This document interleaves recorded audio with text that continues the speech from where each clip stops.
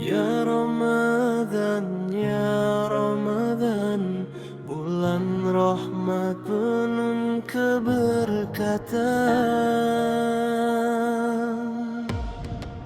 Ramadan datang lagi, menyinari hati yang sepi. Angin malam berzikir sunyi, membawa damai ke relung diri. Terasa rindu pada Ilahi di sepertiga malam berseri. Air mata jatuh membasahi, mengharap maghfirah suci.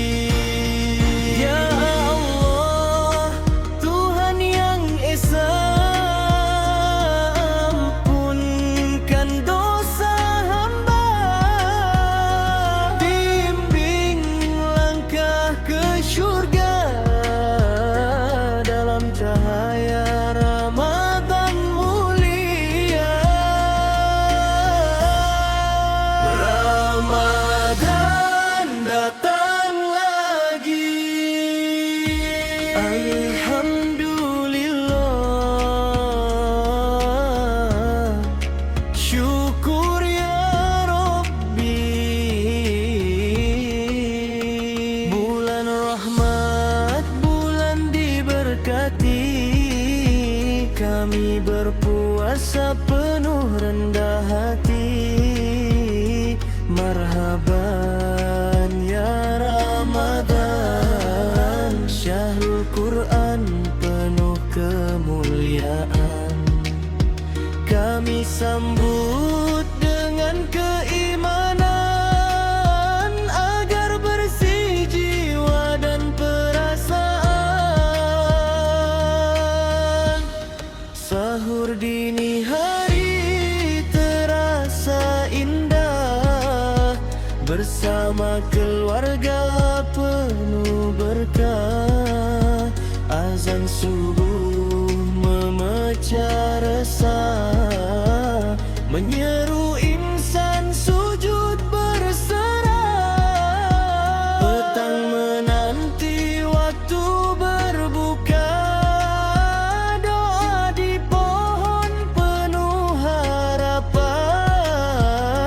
Kurma dan air pembuka rasa, syukur nikmat pemberian Tuhan.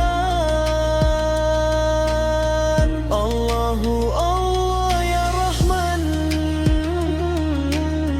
terangi hati dengan iman.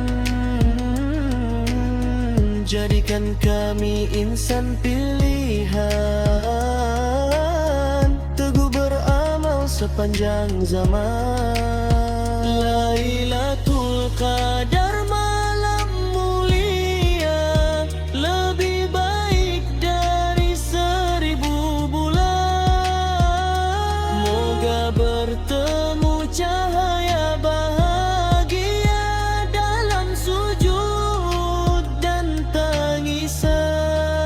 Ramadan datang lagi, menyucikan hati kami. Ramadan datang lagi, membawa cinta Ilahi. Marhaban ya Ramadan, bulan rahmat penuh keberkatan. Hingga Syawal menjelma nanti, istiqamah dalam ketaatan suci. Ya Ramadan, jangan pergi terlalu cepat, tinggalkan kami dalam rahmat.